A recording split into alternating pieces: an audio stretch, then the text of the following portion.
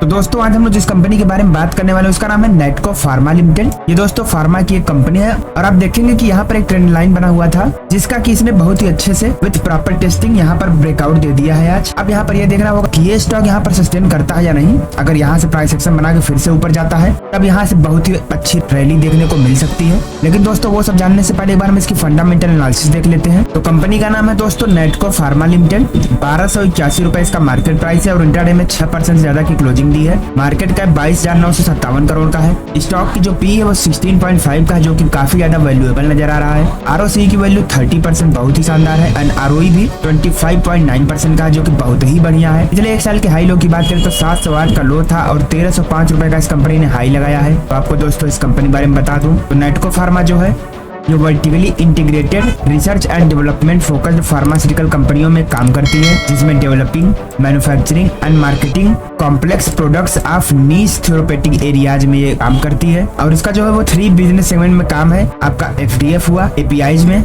And contract manufacturing में ये काम करती है। पिछले एक साल का अगर आप चार्ट देखेंगे तो इसमें क्या बेहतरीन अच्छी तेजी नजर आई है। इसके प्रोज एंड कॉन्स की बात करें तो अच्छी बात है कि ये कंपनी ऑलमोस्ट डेप्ट फ्री है और ये लगातार गुड क्वार्टरली रिजल्ट भी देते आ रही है और इसका जो डिविडेंड रेट है वो भी काफी अच्छे से पे आउट कर रही है। वहीं पर इसके कॉन्स की बात करें तो ऐसा कुछ खास देखने को है नहीं। तो अगर हम इसके पीयर कंपैरिजन की बात करें तो फार्मास्यूटिकल में ये काम करती है बल्क ड्रग्स एंड फॉर्मुलेशंस में जिसमें आपका सन फार्मा हुआ, सिप्ला, जाइडस लाइफ साइंसेस, डॉक्टर रेड्डीज लैब, मैनकाइंड फार्मा, ल्यूपिन, अरोबिंदो फार्मा जैसी और भी शानदार कंपनियां हैं जो कि काफी सालों से काफी अच्छा काम कर रही हैं। उसी में साथ ही नेटको फार्मा भी एक कंपनी है। तो अगर हम इसके क्वार्टरली रिजल्ट्स की बात करें तो इसका जो सेल्स ग्रोथ है वो मार्च 2021 में 331 करोड़ का था, मार्च 2022 में 597 करोड़, मार्च 2023 में 898 करोड़ और मार्च 2024 में 1068 करोड़ का रहा। वहीं पर नेट प्रॉफिट की बात करें तो जहां मार्च 2021 में 53 करोड़ का प्रॉफिट था, मार्च 2022 में माइनस के 50 करोड़, मार्च 2023 में 276 करोड़ का प्रॉफिट और मार्च 2024 में 386 करोड़ का बढ़िया प्रॉफिट देखने को मिला है। तो अगर हम इसके लॉन्ग टर्म प्रॉफिट लॉस की बात करते हैं तो इसका जो सेल्स ग्रोथ है वो मार्च 2013 में 661 करोड़ का था, मार्च 2017 में 2020 करोड़, मार्च 2021 में 2052 करोड़ और मार्च 2024 में 3,999 करोड़ यानी कि लगभग 4,000 करोड़ का सेल्स ग्रोथ है। यानी कि सेल्स ग्रोथ पर तो कंपनी काफी शानदार काम कर रही है। वहीं पर नेट प्रॉफिट की बात करें तो जहां मार्च 2013 में 66 करोड़ का प्रॉफिट था, मार्च 2017 में 485 करोड़ का प्रॉफिट, मार्च 2021 में 442 करोड़ का प्रॉफिट, वहीं पर मार्च 2024 में 1388 करोड़ का बम्पर प्रॉफिट भी देखने को मिल रहा है। यानी कि दोस्तों चाहे सेल्स ग्रोथ हो चाहे नेट प्रॉफिट हो दोनों ही लेवल पर यह कंपनी लगातार बेहतर परफॉर्मेंस देते नजर आ रही है। तो अगर हम नेटको फार्मा के स्टॉक प्राइस CAGR की बात करें तो पिछले 10 सालों में इस कंपनी ने 19% की रेट से, पिछले 5 सालों में 20% की रेट से, पिछले 3 सालों में 5% का ही और पिछले 1 साल में 78% का बढ़िया रिटर्न दिया है। तो देखा जाए तो इतना सब होने के बाद भी इस कंपनी में कोई एक्स्ट्रा ऑर्डिनरी रिटर्न्स नहीं है। देखा जाए तो ये मार्केट के आसपास का ही रिटर्न दे रही है जैसा कि इंडेक्स परफॉर्म कर रहा है। तो अगर हम इसके बोरोइंग्स की बात करते हैं तो जहां मार्च 2013 में 338 करोड़ का लोन था, मार्च 2017 में 222 करोड़ हुआ, मार्च 2021 में 268 करोड़ हो गया और मार्च 2024 में 371 करोड़ का भी लोन है। वहीं पर टोटल एसेट की बात करें जहां मार्च 2013 में 1080 करोड़ का एसेट था, मार्च 2017 में 2318 करोड़, मार्च 2021 में 4792 करोड़, वहीं पर मार्च 2024 में 6906 करोड़ का एसेट है। जिसकी तुलना में अगर हम लोन की बात करें तो उतना खास चिंता की बात नहीं है। तो अगर हम कंपनी के शेयर होल्डिंग पैटर्न की बात करते हैं तो प्रमोटर्स की हिस्सेदारी जहां सितंबर 2021 में 48.87% थी, जून 2024 में 49.71% हो गई यानी कि बढ़ गई। FIIs की बात करें तो 12.53% से बढ़कर 17.45% हो गई यानी कि FIIs पोजीशन बढ़ा रहे हैं। DIIs की बात करें तो DIIs ने अपना पोजीशन कम किया है, 17% से 7% पर कर लिया है। और पब्लिक की होल्डिंग की बात करें तो पब्लिक भी अपना पोजीशन बढ़ा रही है, 20% से 24.99% पहुंच गई है। यानी कि DIIs को छोड़कर सभी के सभी अपना पोजीशन यहाँ पर बढ़ा रहे हैं। तो दोस्तों अगर हम नेटको फार्मा की फोरेंसिक एनालिसिस करते हैं तो इसमें आपको 8 पॉजिटिव संकेत, 2 न्यूट्रल और 7 नेगेटिव संकेत देखने को मिल जाएंगे। जैसे कि कंपनी की जो लायबिलिटीज है वहाँ कोई दिक्कत की बात नहीं है।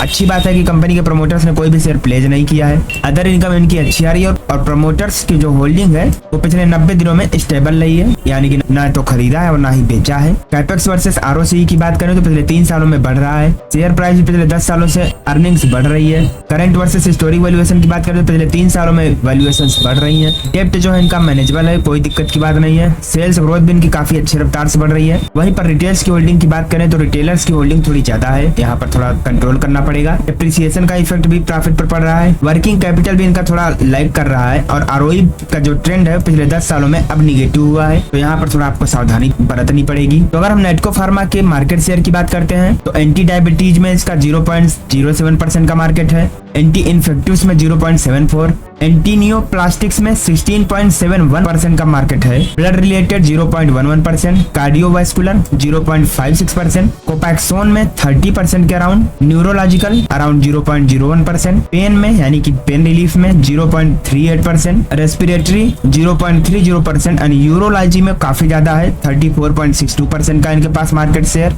तो दोस्तों अगर हम इस कंपनी के रेवेन्यू की बात करते हैं तो इसका जो प्रोडक्ट है 90% से ज्यादा फार्मुलेशंस का काम है and 4.8% others. Segment wise breakup करते हैं तो 100% ये फार्मास्यूटिकल्स में ही काम करती है। यूरोपैथिक एरिया में अगर हम डोमेस्टिक में बात करें तो ऑन्कोलॉजी 58.8% एंड 41.2% अदर्स। इसके लोकेशन वाइज ब्रेकअप करें फार्मुलेशंस में इंटरनेशनल 94.8% एंड इंडिया में सिर्फ और सिर्फ 5.2% का बिजनेस होता है। लोकेशन वाइज अगर हम ओवरऑल ब्रेकअप करते हैं तो यूएसए में 59.5%, इंडिया 18.5%, बाकी का 22% रेस्ट ऑफ द वर्ल्ड से इनका बिजनेस होता है।